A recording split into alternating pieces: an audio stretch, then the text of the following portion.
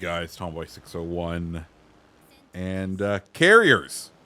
Oh boy, I think we have all now recognized that they are overtuned, that there is problems, and today we're going to talk through the changes, what I like, what I dislike, what I think some solutions could be, what needs to be done, and maybe, just at the end, sprinkle a little conspiracy theory in there for you. So if that sounds good, make sure you stick around, and if you like this video, hit the like button, hit the subscribe button. I appreciate each and every one of you. With all that said, I think the easiest thing to do is just start with the design goals of these changes, because Wargaming, in their Ministry of Balance, did give us a rundown of what they expected these changes to do. So, the first one was increase simplicity and comfort for new carrier players. I think they did that. Increase activity while playing an aircraft carrier. Yeah, I kind of feel like I can just be an Adderalled out little child and do whatever the hell I want and succeed. So, check mark there. Encourage carriers to move closer to the battle, making them more vulnerable. I think that is 100% fair. The fuel system changes definitely have done that. I've seen way more carriers in the fight. Whenever I've played surface ships, if I'm there to the end of the battle, I am usually finding a carrier in the middle of the map. So, bravo. That's excellent. Move carriers to a point where they can be integrated into alternative battle modes. I mean, I guess if you just want one OP class, we'll give that one an X. And increase the feeling of progression and difference between carriers within and between the tech trees. And I think they have achieved this. I've been going all through the tech tree lines, playing carriers from tier 3 to tier 5 to tier 7 and to into legendary tier, and I definitely have to say there does feel to be a very solid progression between each of the tiers now. There is definite power jumps between each of those lines, and also within the tech trees there is different specializations. So I think they have achieved that goal, but at what cost? Because oh my goodness. Oh my goodness, our carriers overtuned. To give you an idea, there is now an all-time damage record for any game ever played in World of Warships of, I believe it's like 500,000 that was done in a carrier yesterday. Guys, the devs, I feel like I remember in a live stream Blip saying he didn't expect the previous record ever to be broken because it was done on Ocean when it was just Yamato slugging it out between each other. And they managed to do that in a mixed lobby with a full, like, absolutely insane. Absolutely incredible. If you want to see an example of such incredible damage, also go check out fellow CC PG Rapids. He has a 400k game, 400,000 damage done in Haikyuryu. So just understand, these things are incredibly overtuned right now. They're incredibly powerful. They're incredibly oppressive, and they have definitely ruined the balance for this update. They have absolutely shifted the meta. That's 100% true, and I don't think they've done it in the most positive way either.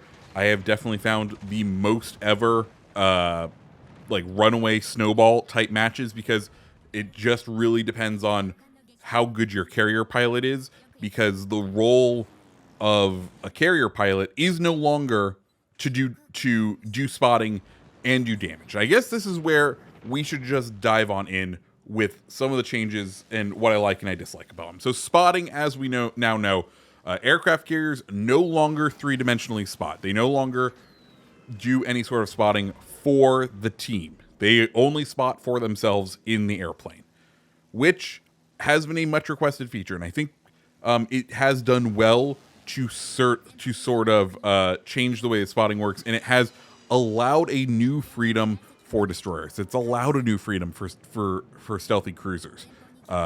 There is a new sense of ability that those ships now have with this spotting change, and that is really great. The one thing I want them to change, though, is, for the love of God, when a aircraft minimap spots an enemy, could you please, Wargaming, put like a dotted line around the ship that it's spotting, or change the opacity on that ship, or maybe make it like a slightly different color, like orange, just so that I know I'm not supposed to be seeing that ship right now.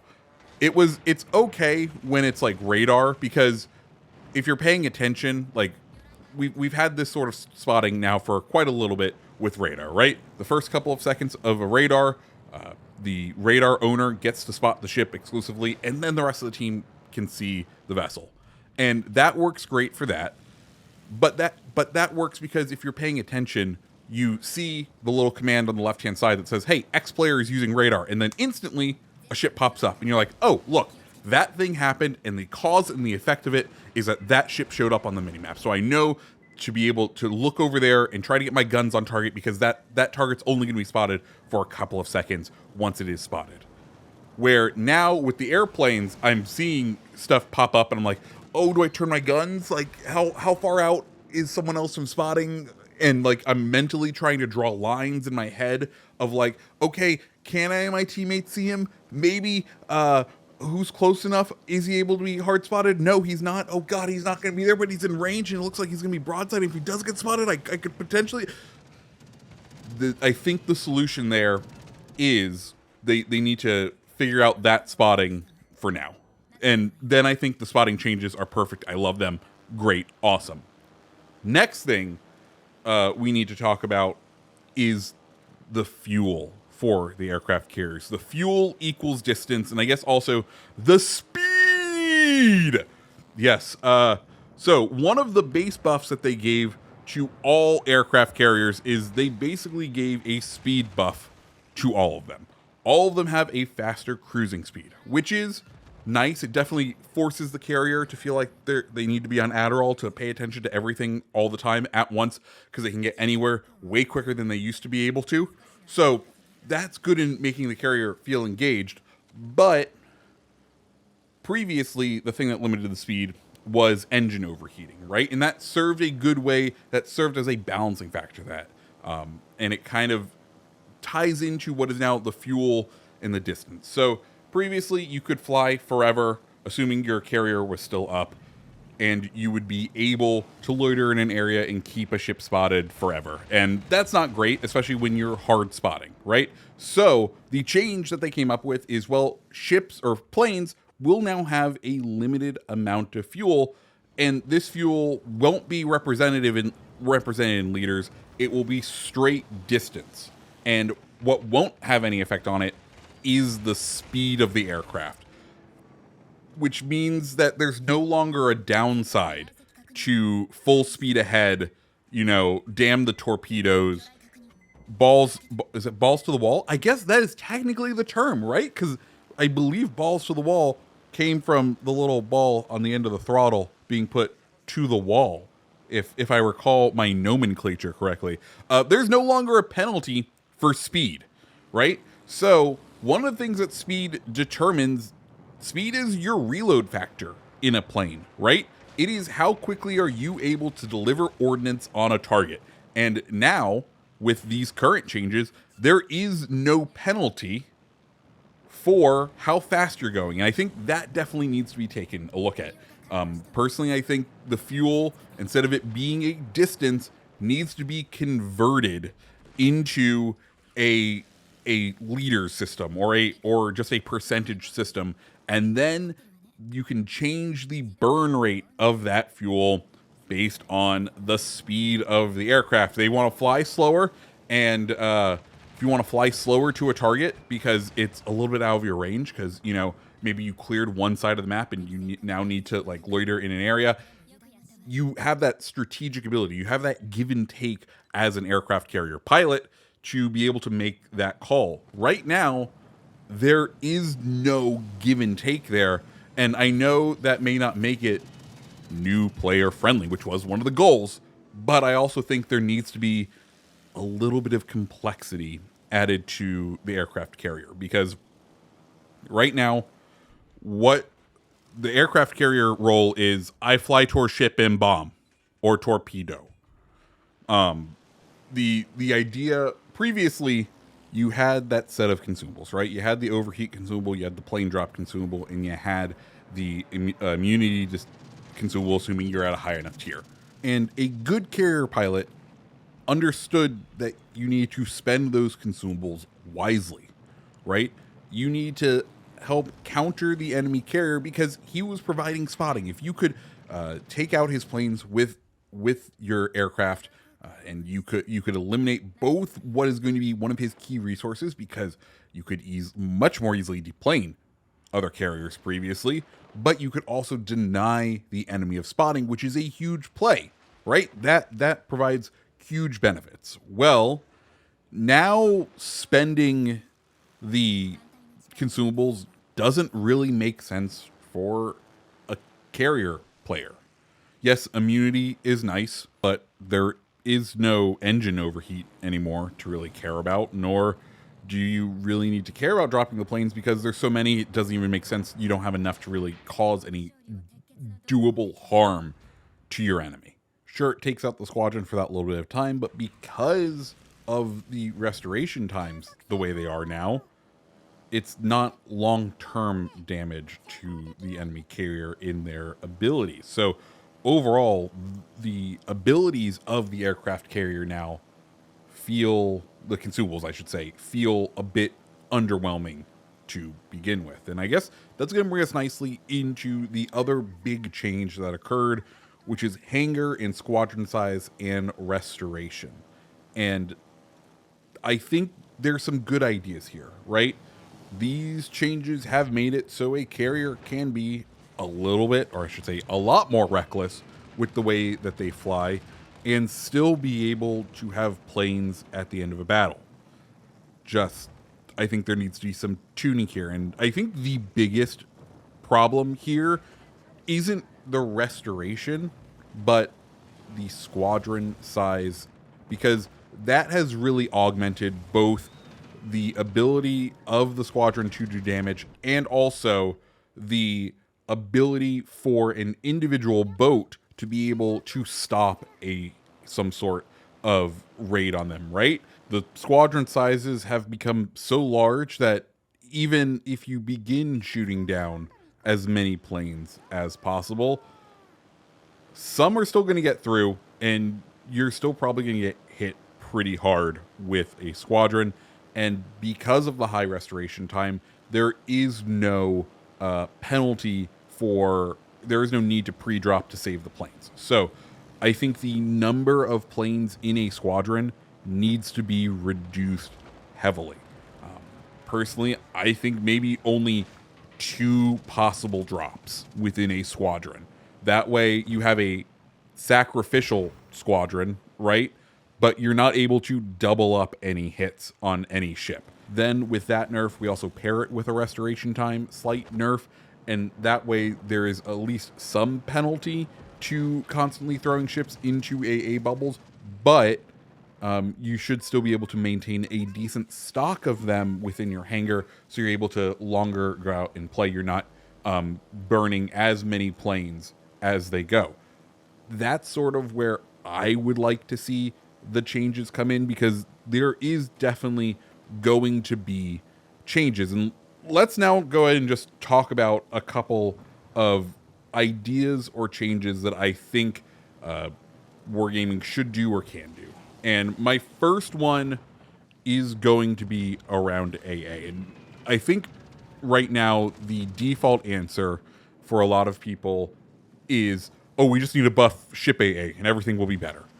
But that gets into just pulling one lever that I don't necessarily think is going to be the correct lever to pull all of the time. And I think there needs to be a multitude of changes across the board, which then allow for surface ships to more effectively counter and have some sort of counterplay with aircraft carriers. And the first thing I want to take a look at is defensive AA. DFAA right now is gold. Being able to boost the amount of damage you are outputting to the air is incredibly important right now. But I think it needs to do more. One of the big changes that we've seen in this update is a change to the accuracy of dropped ordnances, right? We've both increased the amount of dropped ordnances while weakening their individual alpha strike, but not by a commensurate amount, but also increasing the accuracy at which they fall into the closest ring of the drop. And I really like that they've done that for the carrier players, because I think that was the biggest source of frustration for any new carrier player. Was I've lined it up as best as I can, and bombs are just dropping on either side. It's like they are targeting.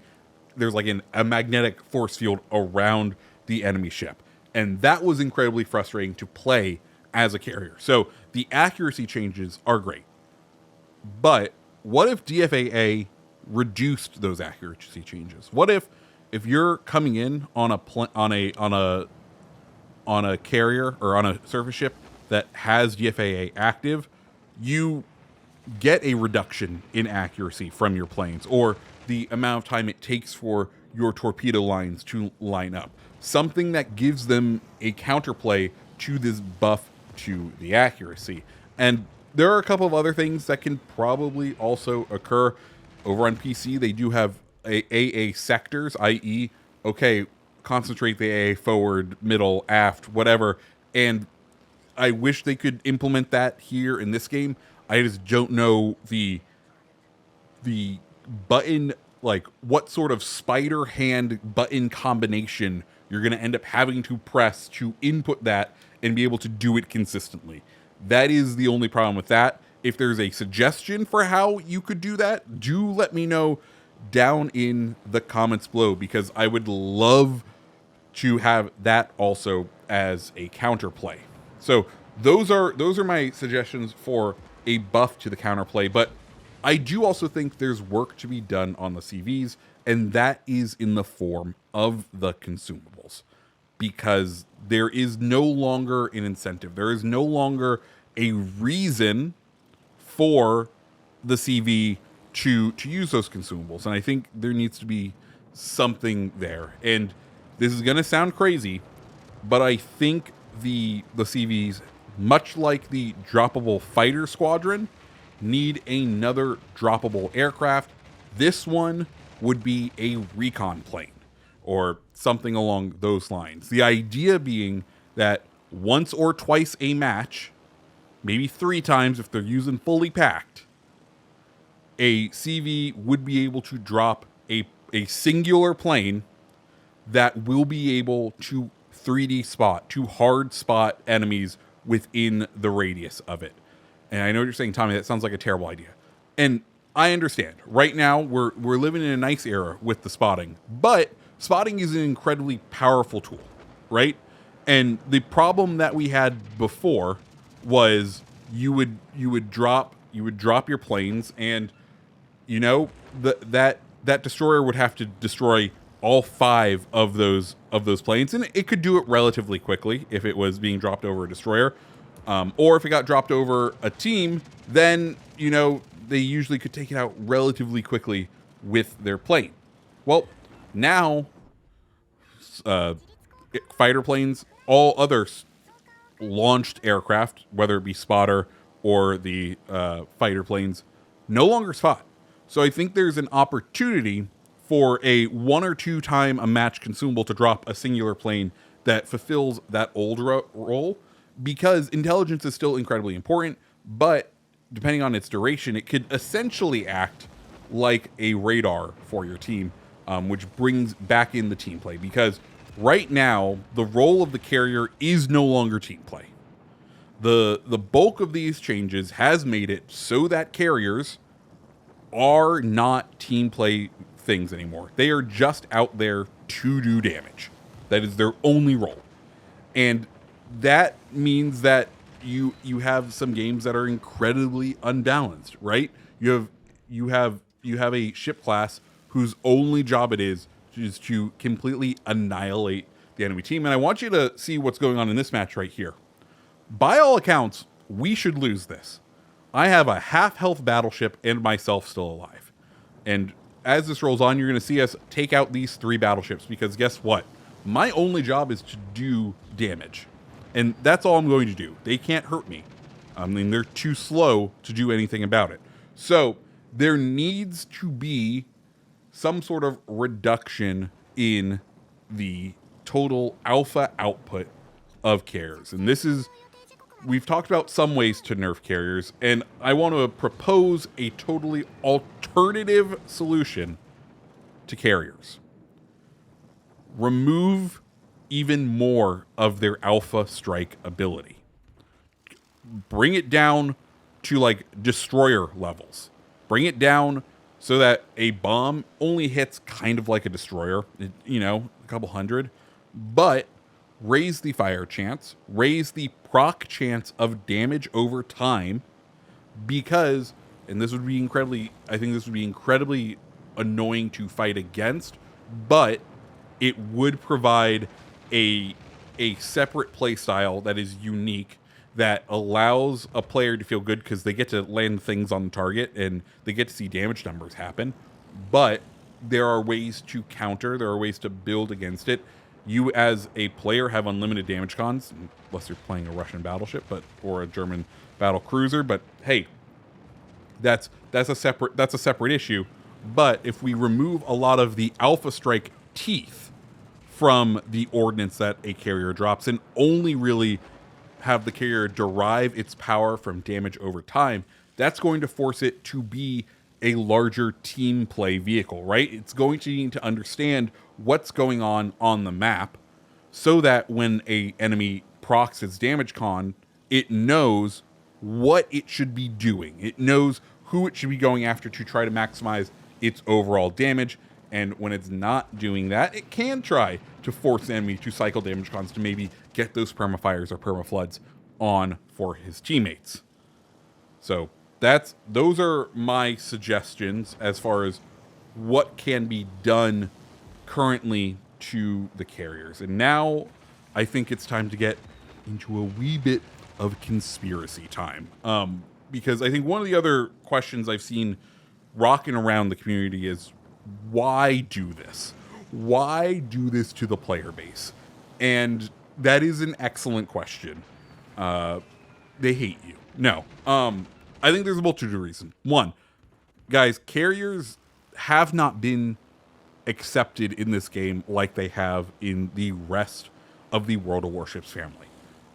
Whatever the changes are, the adoption, the play rate of carriers before this patch was at like 3 or 4%.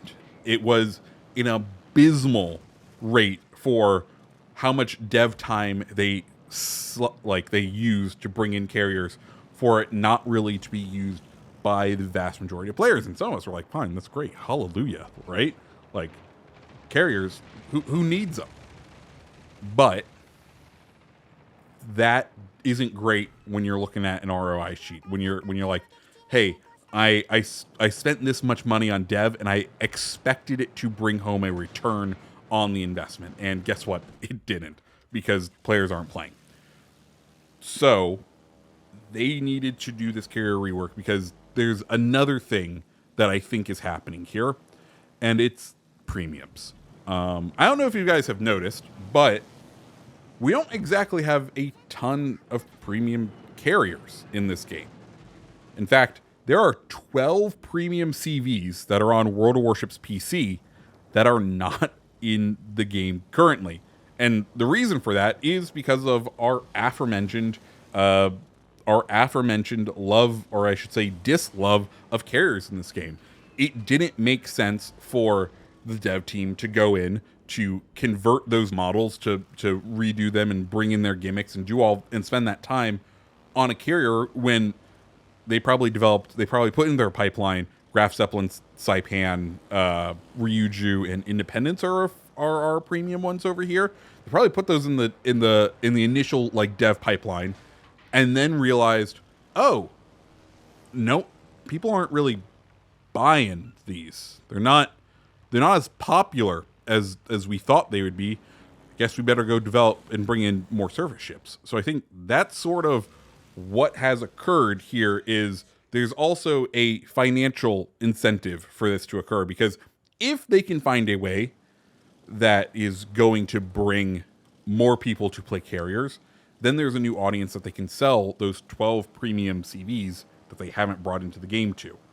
But if people don't like playing carriers, then they're not going to do it, which is where I'm now going to say, guys, if you don't want something like that to happen, don't play this update. I'm serious. The chances of what you see working out and being patched by the end of this update are very low. We've seen time and time again, Wargaming will give full updates so they can collect a full set of data to understand the balance on. Well, if they're going to take that attitude, I think we need to take the attitude of, well, if I'm not enjoying the game because of the way that it is broken, there are other games out there, right? There are other games we can go out there play, because not only is your money, but your time is money. And we can see Wargaming is a little unsure on the metrics right now. I don't know if you're like me, but I've received a little pop-up that's like, how do you like playing carriers? How do you like playing cruisers? And it gives you like a 1 through 5 star, which is wild. I've never seen that before, but I get it's an internal survey metric, and you know that does help inform them of your enjoyment of those classes. But what is also going to send a message is a large drop in playtime.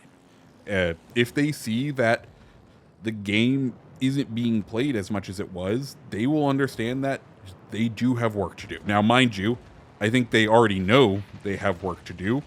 I've visited the feedback section of the Discord. It's on fire. They probably know that. They're probably working in trying to figure out a hot patch, but I doubt they're going to do that. So, save your sanity. If you're not having fun, because remember, this is a video game. It's about having fun. Go try other games, you know? There are other ones out there. Might I suggest X Defiant? It is a fantastic free-to-play Call of Duty-like shooter. I have been having a blast with it. There are other games out there too, but that one's free-to-play like this one. So if you're someone who's just light on cash, maybe go give that one a go. But guys, that is everything I have to say about carriers for the moment. What are your opinions? I'm sure you're kind of sick of me because we're about 28 minutes in on this rant. We're at game 3 being shown on the screen because I've blabbed on for so much. But let me know down below, what do you think about these updates? What do you think about my proposed changes? Do you have any proposed changes that you would like to say? I think there is... Oh, man. Guys, there is also a planned rant in here about aircraft speed, making it so you can speed out of AA bubbles way easier. That one didn't make it in, but that's also a rant that probably should have been included. But guys, what are your opinions? Let me know down in the comments below. And if you like videos like this, hit that like button, hit that subscribe button, and I hope you have a fantastic rest of your day. See ya.